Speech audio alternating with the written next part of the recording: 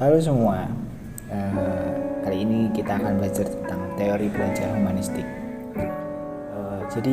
Setiap orang itu memiliki kemampuan yang belajar yang berbeda.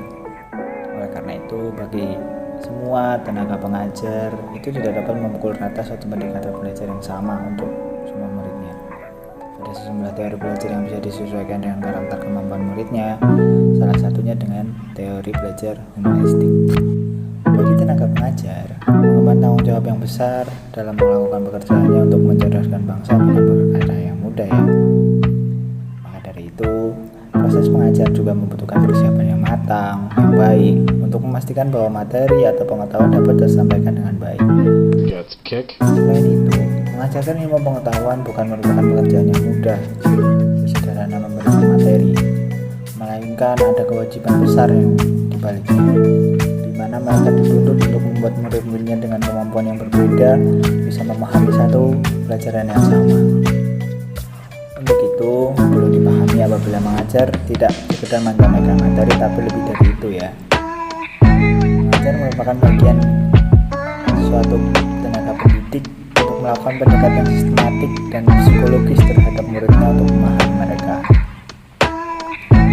Sebab hanya dengan memahami murid, seorang pendidik mampu mengetahui bagaimana treatment yang benar supaya ilmu pengetahuan dapat tersampaikan dengan baik kepada muridnya. Dalam membahas pendekatan belajar ini, mungkin hal yang sudah biasa di kalangan para tenaga pendidik ataupun guru, tapi bisa jadi hal yang asing bagi para orang tua dan lainnya. Padahal apapun profesi kita semua ini, cepat atau lambat semua orang juga akan menjadi calon orang tua ya, dimana juga membutuhkan edukasi terhadap pendekatan belajar untuk anak-anak mereka nanti. Oke, kita akan membahas tentang salah satu teori pendekatan belajar, yaitu teori humanistik, yang mungkin dapat memberikan gambaran bagi calon guru, calon pengajar, bahkan calon orang tua di masa depan nanti. Bahwa teori humanistik adalah teori belajar secara garis besar. Teori humanistik adalah teori belajar bertujuan untuk menghasilkan hal yang baik bagi kemanusiaan supaya bisa tercapai atau membuat mampu mengenali diri sendiri. Oleh karena itu, proses belajar humanistik ini membutuhkan perhatian yang besar dalam proses dan harapan menghasilkan percapaian yang baik.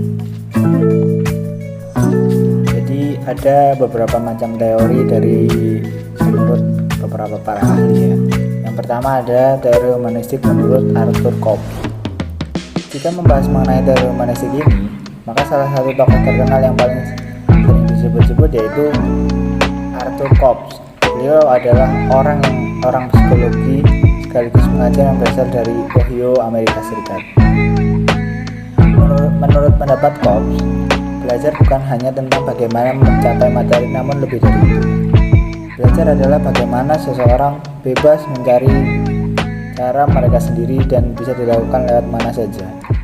Selama hal tersebut membawa hasil yang baik bagi dirinya, maka pemahaman tersebut kita tahu bahwa seorang tenaga pengajar tidak bisa menuntut terkait proses belajar, dan melainkan merekalah yang bebas menentukan proses belajar sendiri. Ya, untuk yang kedua adalah teori humanistik menurut Abraham Maslow. Menurut beliau, proses belajar adalah hal yang penting dan perlu dilakukan oleh semua murid. Sebab itu, proses inilah seorang mampu mengenali diri sendiri dan mencapai aktualisasi diri. Oleh karena itu, proses belajar merupakan momen penting yang sebaiknya dilakukan oleh murid itu sendiri supaya bisa memahami diri sendiri. Yang ketiga, teori humanistik menurut Carl Rogers. Menurut Carl Rogers, menyatakan bahwa proses belajar membutuhkan sebuah sikap saling menghargai, memahami antara murid dan gurunya, tanpa adanya prasangka dari kedua belah pihak. Dengan begitu, proses belajar akan berjalan dengan baik. Ada banyak teori yang dapat disesuaikan dan diterapkan sesuai karakter murid, termasuk teori humanistik, ada teori belajar kognitif, teori belajar heuristik, dan banyak lagi teori yang fungsinya sama untuk pendekatan belajar murid. Oleh karena itu, yang sudah dijelaskan tadi bahwa macam-macam teori para ahli psikologi pendidikan, untuk teori humanistik ini mempunyai ciri-ciri yaitu lebih memfokuskan pada proses belajar itu sendiri. Jadi seorang akan menjadi lebih bisa mengeksplor dirinya sendiri dan fokus ada dalam proses untuk menjalankan pendekatan belajar. Yang kedua, adanya peranan aspek kognitif ya dan aspek afektif. Yang ketiga, mementingkan pemahaman dan juga mengetahui dalam proses belajar. Yang keempat, mementingkan sikap perilaku diri sendiri ketika menjalankan proses belajar. Yang kelima, tidak seorang pun mampu mengatur atau mendikte proses belajar yang benar pada setiap individu. Jadi tujuan dari belajar humanistik ini yang jelas menjadikan seorang yang lebih manusiawi dengan harapan agar jadi lebih peka terhadap lingkungan sekitar ya, mampu memahami diri sendiri, mampu meraih aktualisasi diri. Intinya baik murid maupun guru nanti fokus terhadap proses pembelajaran dengan murid yang mencari cara dengan sistem belajar mereka sendiri, sedangkan guru menjadi fasilitator yang dapat mengarahkan murid dan menemukan sistem belajar mereka tanpa ikut campur lebih jauh ke dalam pembelajaran. Dengan adanya pendekatan humanistik ini, murid dapat terbiasa mengembangkan pemikiran mereka, menganalisis apa yang tidak baik dan apa yang baik bagi proses belajar mereka. Yang berikutnya adalah mungkin manfaat teori belajar humanistik. Jika sudah tadi mengetahui tujuannya, dapat disimpulkanlah bahwa manfaat dari teori humanistik ini berguna bagi murid yang sedang belajar dalam jangka waktu yang panjang. Yang pertama, mungkin individu yang sedang belajar menjadi lebih partisipatif, demokratis, dan humanis dengan adanya pembiasaan penerapan pendekatan belajar humanistik ini. Yang berikutnya ada selama menjalankan proses belajar, individu juga menjadi bisa membedakan mana yang baik dan mana yang buruk bagi dirinya sendiri untuk menjadikan seseorang yang lebih baik.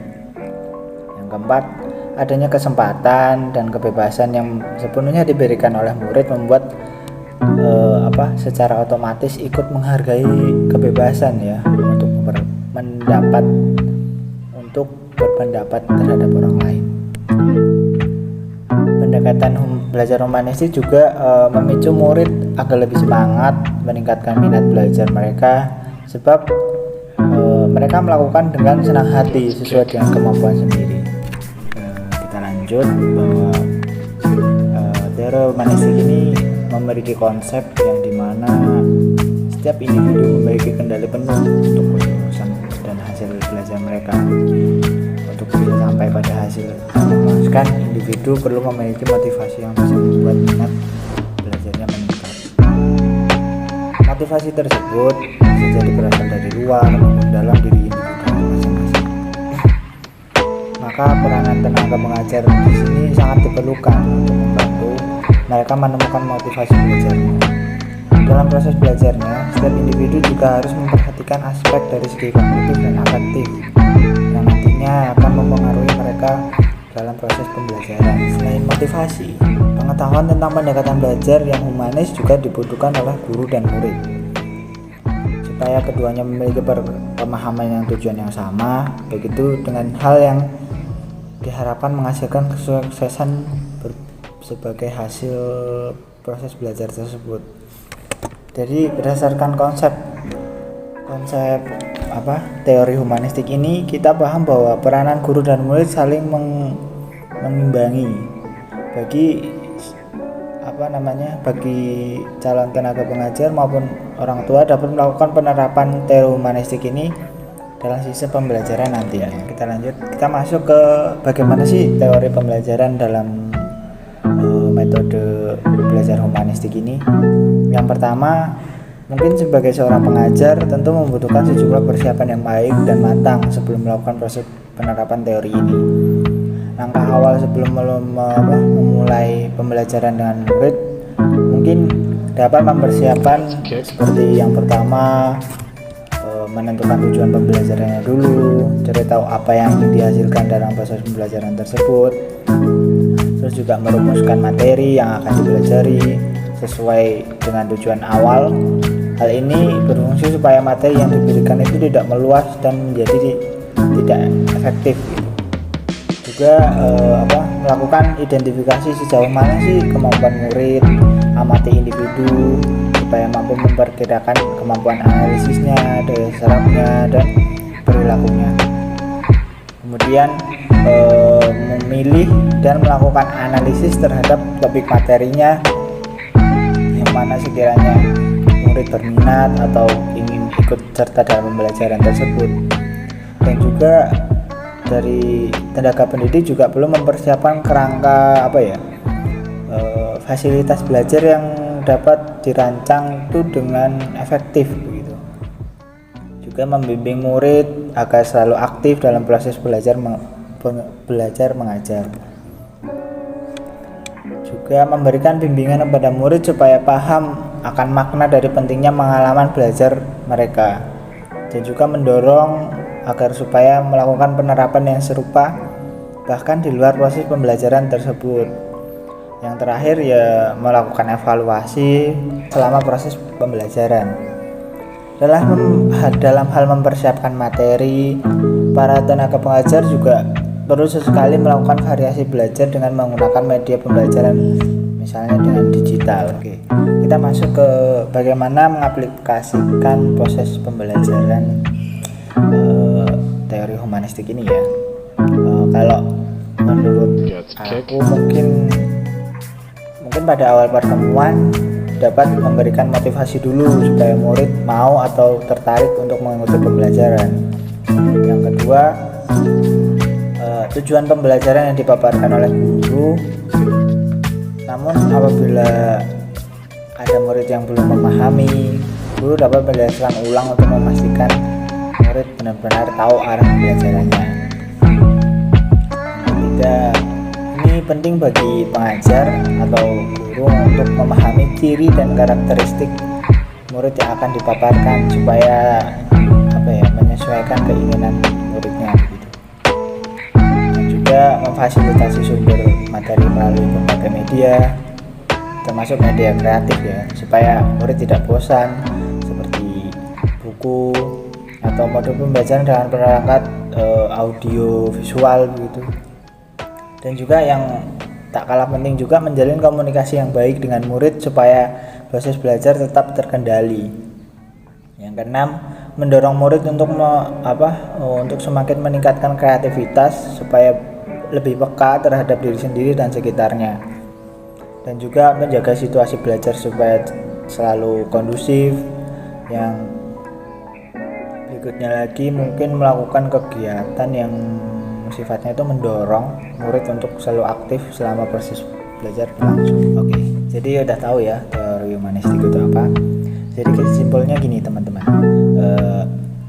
teori humanistik itu adalah sebuah teori yang bertujuan untuk mendekatkan belajar yang lebih humanis tapi bukan semata-mata karena teori lain tidak manusiawi ya, melainkan untuk teori ini memberikan suatu proses pengalaman belajar yang relevan bagi murid yang bersangkutan.